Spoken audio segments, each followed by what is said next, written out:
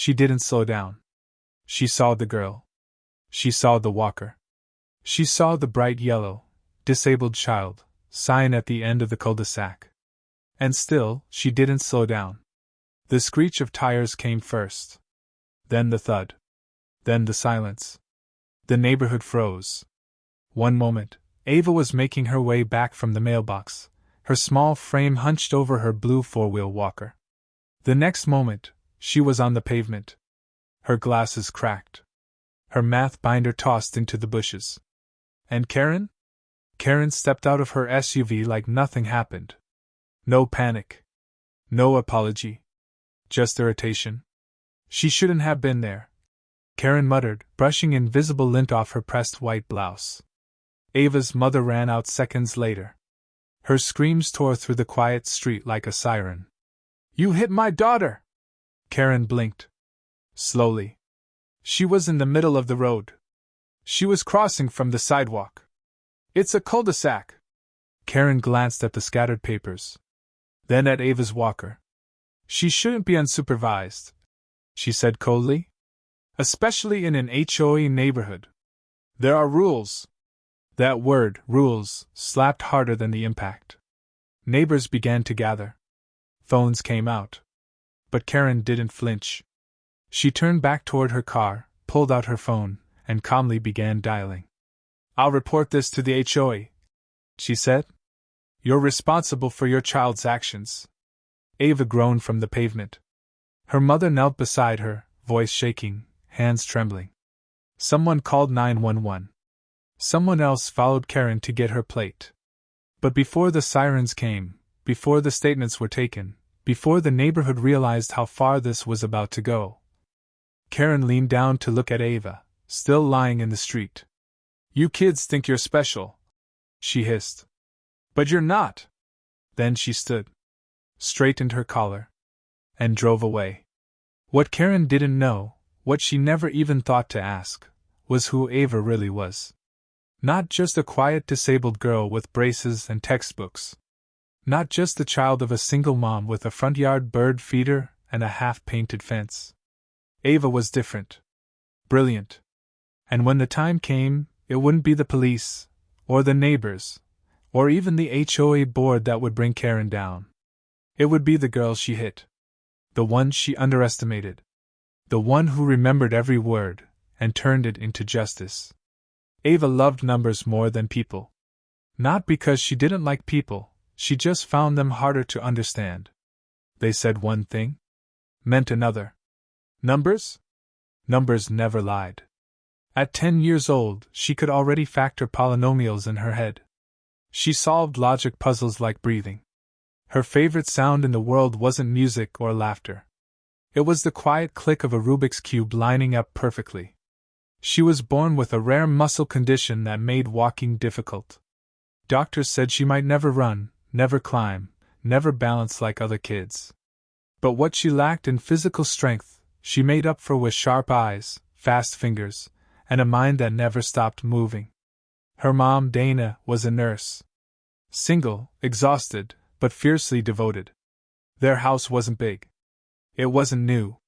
It sat on the edge of a cul-de-sac in a neighborhood run by a particularly strict HOA, the kind with neatly trimmed hedges, color-coded trash bins, and fines for leaving a garden hose uncoiled. Dana bought the place 3 years ago for the quiet. For the flat sidewalks. For the safety of a dead-end street where Ava could practice walking with her blue four-wheel walker. But that was before Karen. Karen had been a problem from day one. She wasn't elected to the HOA. She declared herself in charge. She printed her own warnings, patrolled the street in her white SUV, and rang doorbells when someone's lawn grew half an inch too high. She hated mess. She hated noise.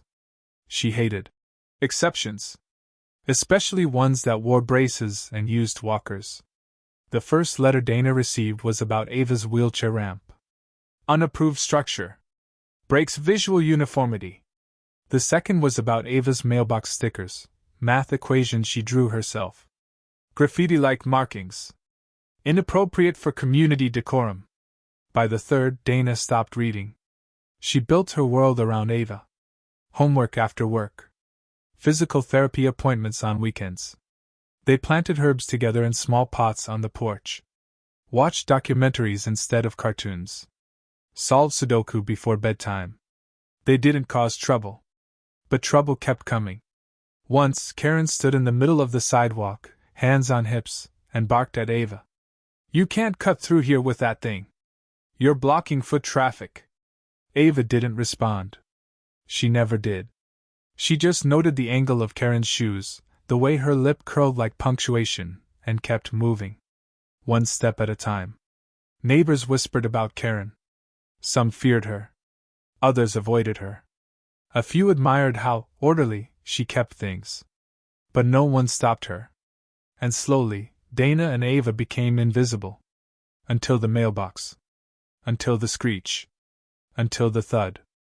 And the street that once promised quiet became a crime scene paved with shattered glasses and broken silence. Ava came home from the hospital with a hairline fracture on her wrist, a deep bruise down her left side, and a look in her eyes her mother had never seen before. Not fear. Not pain. Calculation. Dana, meanwhile, was in a storm. She filed the police report. Called the HOA. Left 3 voicemails for Karen. No apology ever came. Instead, a letter arrived 2 days later, not from Karen, but from the HOA Compliance Committee, though Dana could already guess who wrote it. "Your daughter's unsupervised use of the cul-de-sac poses a liability risk to the community. We request that she refrain from occupying the roadway unaccompanied, effective immediately." Dana's hands shook as she held the paper. The same woman who hit her child with a car now wanted to make it her fault. And she was doing it in writing. That night, Dana stood in the doorway watching Ava slowly organize her math competition trophies by year. "Ava," she asked gently, "how are you feeling?" Ava didn't look up. "I'm fine," she said. Then, after a pause, "But she's not." Dana blinked. "Who?" Ava turned and tapped the edge of her temple.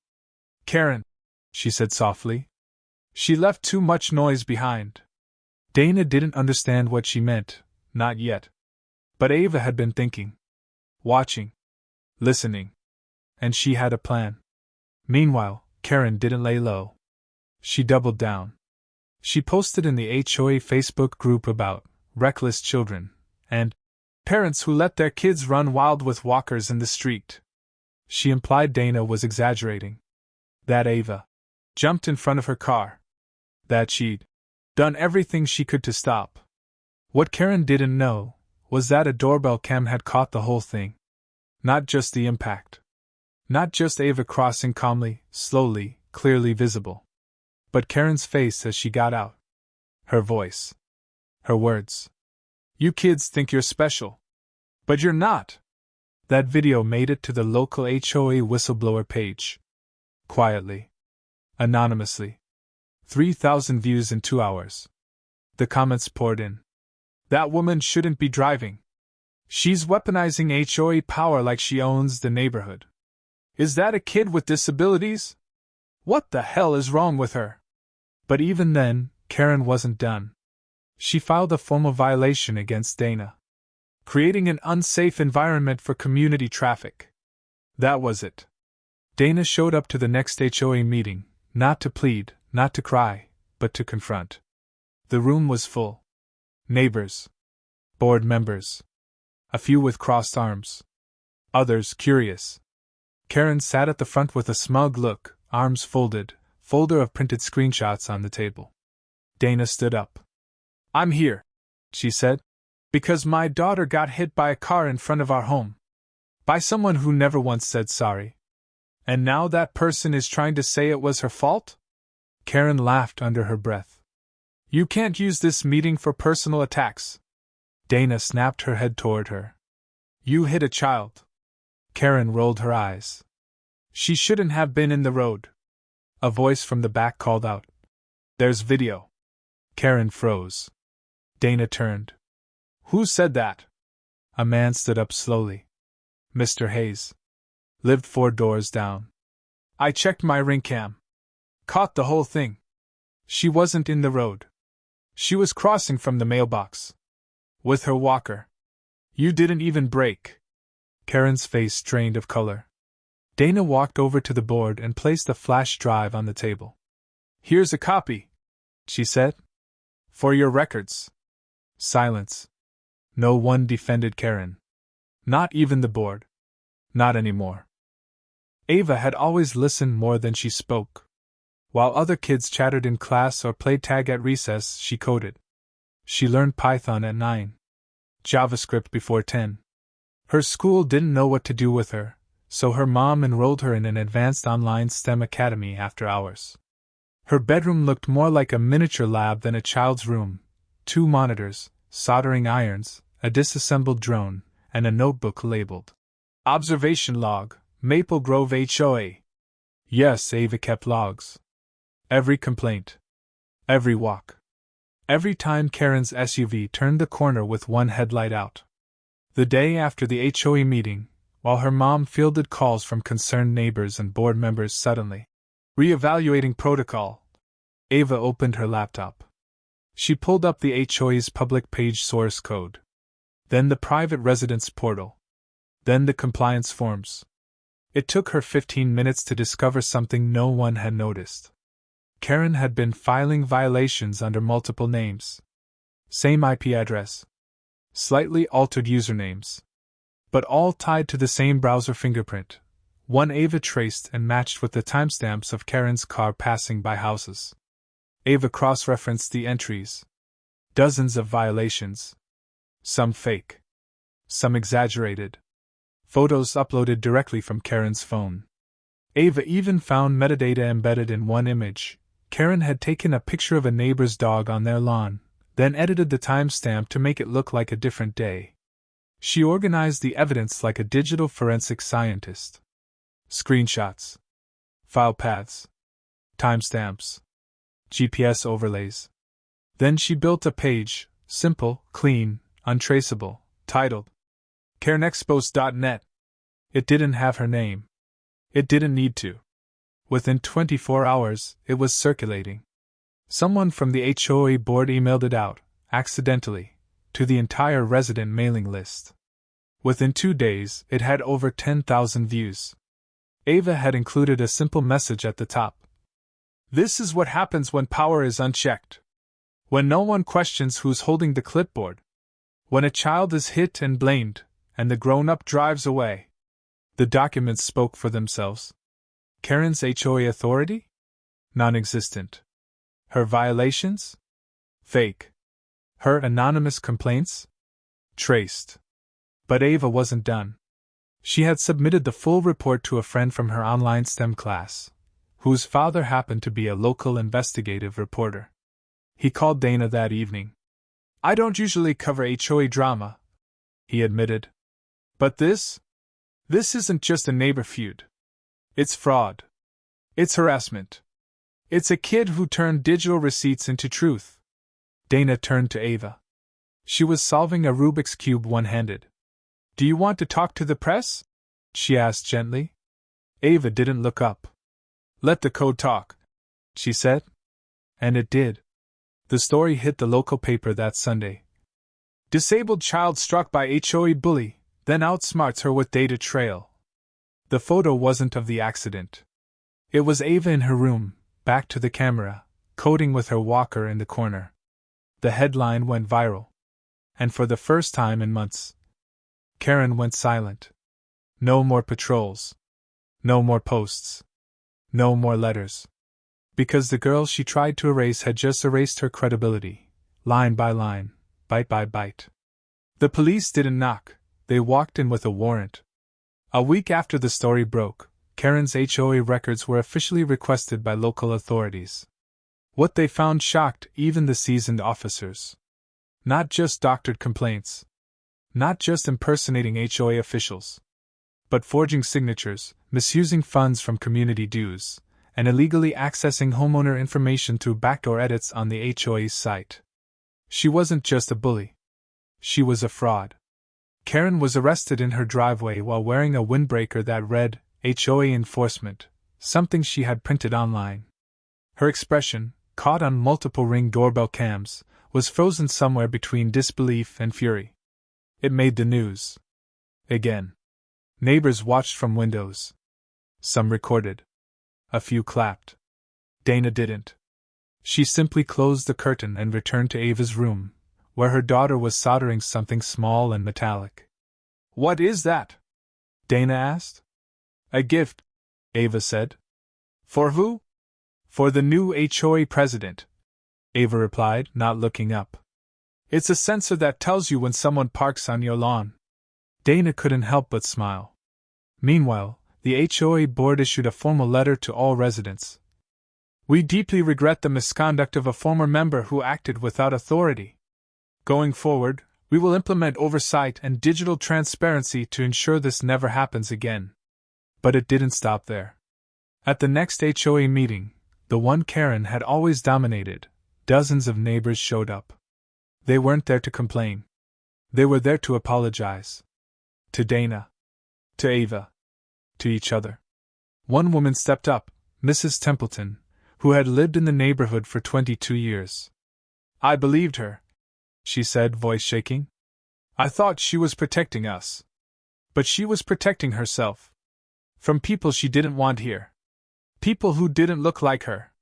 Walk like her. Think like her." She looked at Ava. "I'm sorry." Ava said nothing. Just nodded once. It was enough. The city council also weighed in. After public outcry, they began auditing HOA oversight protocols across the county. Karen's case became a reference point, a warning, for what happens when power goes unchecked in private communities. And 1 month later, Ava received a letter. Not from the HOA.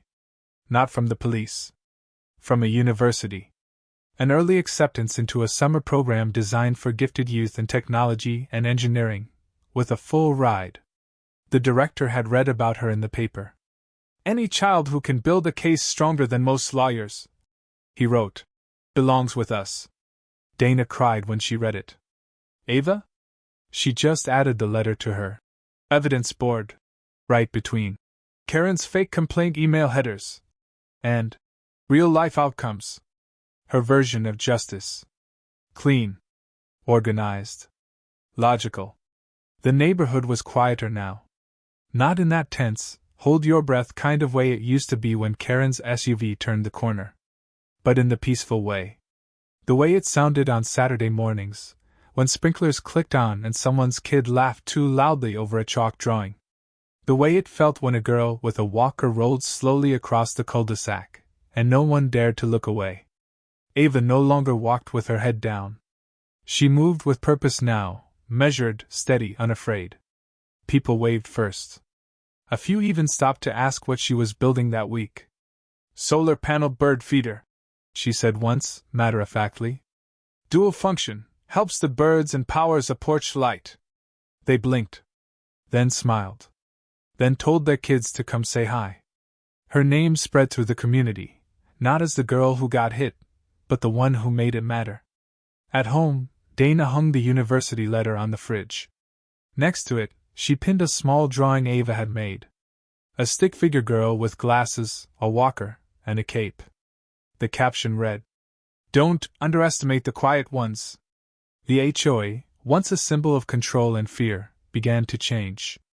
New leadership. New rules. Actual accountability. And at the center of that shift was a quiet 10-year-old who refused to be erased. Karen was gone. Sold her house. Moved out at night. No goodbye, no explanation.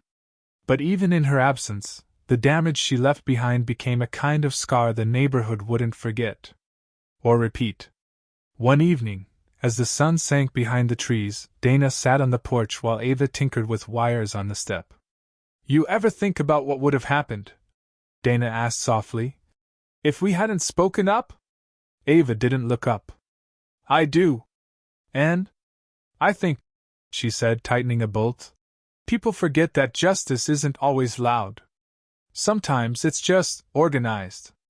Dana smiled. "I'm proud of you." Ava paused. Then nodded once. "I know." And in that quiet, golden dusk, where wind rustled leaves and the world felt finally balanced, A mother and daughter sat side by side. One had been broken, but never bowed. The other had been underestimated, and became unstoppable. Together, they reminded an entire community, and maybe a few thousand strangers online, that even the smallest voice, when filled with truth, can echo louder than any scream. Especially when that voice belongs to a child, who sees the world not as chaos, but as code waiting to be solved.